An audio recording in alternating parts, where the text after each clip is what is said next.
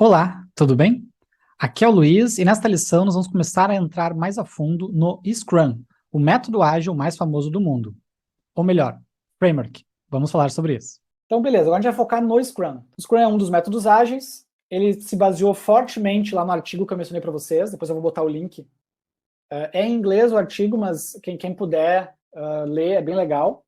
Ele retrata bem como as empresas estavam trabalhando, e na época, né, 86, e principalmente a Toyota era um grande expoente, né, muitos métodos ágeis, muitas técnicas de gestão e de produção, e até gestão de projetos se baseia no modelo Toyota, né. E não coincidência, os dois também são japoneses, né, os dois professores que fizeram a pesquisa. Mas, muito baseado nesse artigo, né, o Ken Schwaber e o Jeff Sutherland, os criadores do Scrum, eles já trabalhavam com software há algumas décadas, vocês podem ver pelas fotos, são senhores, né? Já são sexagenários ou heptagenários. Eles trabalhavam com software já há algumas décadas, e eles começaram a mudar a forma de fazer a gestão dos projetos e chegaram na proposta do Scrum em 95. O Scrum em 95 para cá evoluiu bastante, tá? Quando ele chegou nos anos 2000, com o surgimento do Manifesto Ágil, ele começou a se posicionar não como um processo, no início ele era bem processual, ele começou a se posicionar mais como um modelo de trabalho, eles chamam de framework, né, uma estrutura mínima de trabalho. De lá para cá a gente foi tendo alguns livros, e ao longo desses livros a gente foi vendo, né, quem acompanhou, assim, eu tive a oportunidade de acompanhar já há uma década, foi transformando cada vez mais numa questão de colaboração, trabalho em equipe, né, mudança da forma de trabalhar e não tanto processo. Tá? Esses aqui são alguns dos livros que, ao longo do tempo, foram lançados do Scrum, desde o primeiro, em 2001, até o mais recente ali, 2014, que é aquele da capa amarelinha, que agora acho que a capa é vermelha, da edição mais recente, que é Scrum, a arte de fazer o dobro do trabalho na metade do tempo. É um título marqueteiro pra caramba, tá? Ele não faz uma boa propaganda, porque na realidade ele vende algumas coisas dentro do livro, até erradas na minha opinião, né? O Jeff Sutherland, que é o autor, que é o senhor aqui da direita, tá? Ele é muito marqueteiro, ele botou esse título no livro. A ideia não é que tu faz o dobro do trabalho, mas tu entrega o dobro do resultado, né? Do valor para o cliente, né? Isso é baseado em pesquisas, só abrindo parênteses, né? Pesquisas que mostram que em torno de 20% só dos softwares são utilizados pelas pessoas. Né? É aquele princípio de Pareto, né? É 80-20. 20% das coisas de um software são usadas 80% do tempo. Então, uma das coisas que o Scrum ajuda é priorizar de fato, né, o que gera mais valor para o cliente, é priorizar esses 20%. Né? Ele vai deixando o restante para depois e às vezes até de lado. Então, tu entrega o dobro do valor, do resultado. Não necessariamente do trabalho. O time não vai trabalhar 2 vezes mais, né, mais rápido. Tá? Mas é um título para vender livro, né? Daí complica. Em 2010, saiu o Scrum Guide. O que é o Scrum Guide? O Scrum Guide é a receita do Scrum, é o core do Scrum. Ele é um guia que ele deve estar agora com umas 18 páginas, acredito eu. Tá? E ele tem realmente o que tu precisa, né, estudar do Scrum para aplicar Scrum. Tudo o resto que tem nos outros livros é cases de empresas, é abordagens diferentes, porque as regras, vamos chamar assim, inclusive está na capa do guia, né? As regras do jogo, elas estão no Scrum Guide, que é o que eu vou apresentar aqui para vocês, tá? Que é o que a gente vai ver aqui nessa aula de hoje, tá? O guia do Scrum. Esse guia é gratuito, tá? O Scrum é distribuído gratuitamente, vocês podem usar à vontade. Elas podem, daí, se quiserem, também modificar alguma coisa, embora os autores não encorajem modificações, assim, né? Mas se quiserem modificar alguma coisa, daí fica também a critério de cada um. 95 para cá, o Scrum foi largamente adotado em muitas empresas, principalmente de tecnologia. Hoje, né, essa aqui é a pesquisa da State of Agile, é uma pesquisa que também sai anualmente, bem legal, especificamente com empresas que trabalham com métodos ágeis.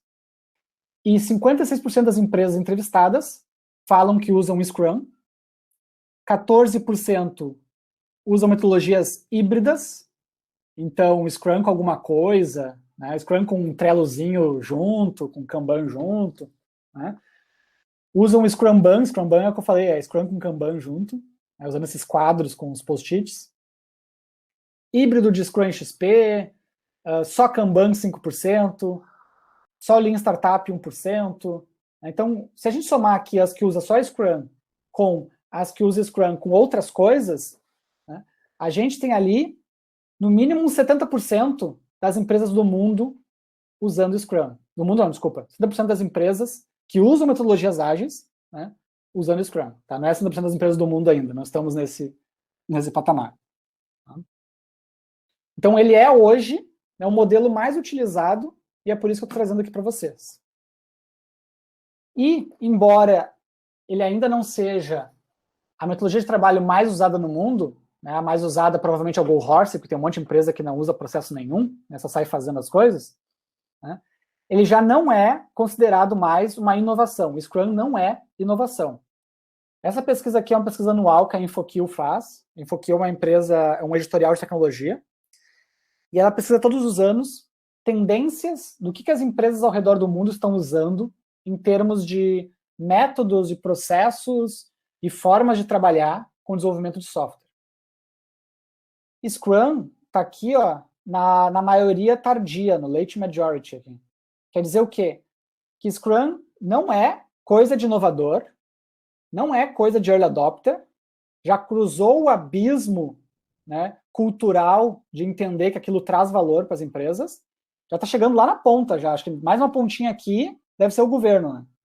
Mais uma pontinha é o restante da cadeia ali. Tá? As empresas mais engessadas, as organizações mais engessadas, por aí vai. Tá? Então, Scrum, eu vou mostrar para vocês, talvez quem nunca tenha ouvido falar trabalha. Mas está aí no mercado há 25 anos, tem uma cacetada de empresas usando. Né? Se vocês tocam projetos e ainda não conhecem, vão conhecer agora, né? antes tarde do que nunca, mas não pensem assim, nossa, isso aí é coisa que o Luiz trouxe, é só de coisa de startup de Vale do Silício. Não. Startup do Vale do Silício está aqui nos Innovators. Eles estão em outra vibe já. Eles estão falando de no project, não ter projeto mais. Estão falando de inteligência artificial nos projetos, né? Estruturas libertadoras, holacracia, que não tem mais hierarquia na empresa. Eles estão em outra vibe já. Tá? A gente aqui está... Brasil deve estar nesse lado mais direito aqui. A maioria das empresas, pelo menos. Temos empresas boas, obviamente, mais inovadoras, mas boa parte das empresas ainda são mais roots, né? Mais raiz.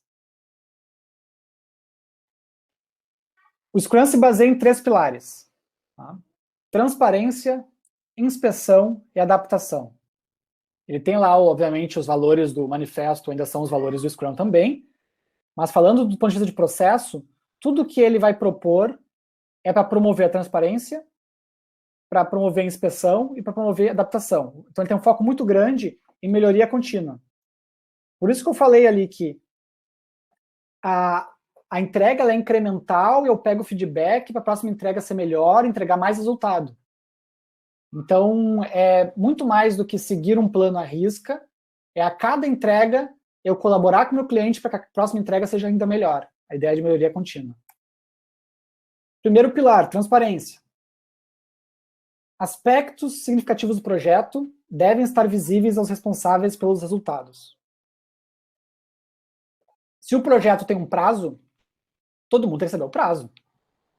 Se o projeto está atrasado no prazo, as pessoas têm que saber que está atrasado. Então, a gente tem que entender, né, as métricas que a gente vai usar e olhar para elas têm que ser visíveis, tem que ser de conhecimento das pessoas. Se eu tenho um escopo, eu tenho que conhecer esse escopo, ele tem que estar acessível para as pessoas consultarem esse escopo. Então, a ideia toda dele é centrada, a transparência é centrada nas pessoas entenderem a situação atual justamente para poderem fazer o passo seguinte, que é a inspeção. Tá? Então, como é que eu promovo transparência? Por exemplo, através de boards de atividades. Todo time no board de atividades, seja ele virtual ou físico, eu consigo ver o trabalho que precisa ser feito ali. Eu consigo ver as datas que eu tenho que entregar as coisas. Isso é transparência. Tá? Se eu tenho transparência, eu consigo inspecionar. Então, o que o Scrum diz? Que os usuários devem frequentemente inspecionar os artefatos, as ferramentas, né? E o progresso em direção ao objetivo. Então, beleza, o que a gente combinou? Entregar XYZ até sexta-feira. Como é que a gente está hoje? Transparência, como é que a gente está hoje? Estamos atrasados. Beleza, inspecionamos, estamos atrasados. Então, o que a gente vai fazer a respeito disso? Daí entra a adaptação. Estamos atrasados? Qual é o nosso plano para conseguir, né, buscar esse atraso? Ou não, estamos adiantados. Qual é o nosso plano, né, para ocupar a nossa capacidade produtiva com o próximo item de mais valor do cliente? Então, tudo se resume a ser transparente, ver, ter noção do que está acontecendo, inspecionar e se adaptar. A inspeção no Scrum, vocês vão ver que ela é promovida através de algumas reuniões, que eles chamam de cerimônias ou de eventos, tá? Mas são algumas reuniões. E a adaptação, ela nada mais é, né, do que a gente trabalhar numa linha de PDCA. Né? Então, eu vou estar planejando as minhas entregas, eu vou estar executando, eu vou estar inspecionando, em cima do que eu aprender, do que eu verificar, eu faço uma ação, né, um plano de ação. Tá? Então, o Scrum ele bebe da mesma fonte, né, que outras áreas bebem, que é o PDCA. Tá? Não tem muito milagre aqui.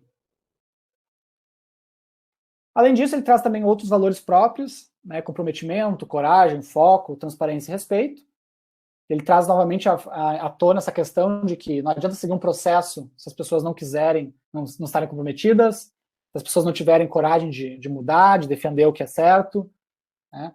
Se as pessoas não quiserem ser transparentes, ficarem sendo omissas, né, ou até mesmo mentindo, se as pessoas não se respeitarem e por aí vai. Tá? Então ele traz a mesma questão dos valores. E o Scrum em si, eu vou apresentar ele para vocês agora, o processo mesmo, o método, ele é minúsculo. Tá? Como eu falei, é um livrinho ali de 16 páginas. Ele tem papéis, né? Não são cargos, então o Scrum não vai mexer com cargo de ninguém, são papéis, são funções. Ele vai ter as cerimônias, os eventos, as reuniões, que ele vai dizer para a gente fazer, e ele vai ter as ferramentas, né, barra técnicas, que a gente vai utilizar. Tá? Então, são esses 3 itens. Papéis, que formam o time, as reuniões, que são os eventos, e as ferramentas, que são os artefatos. A partir da próxima lição, a gente começa dissecando os papéis do Scrum. Até lá!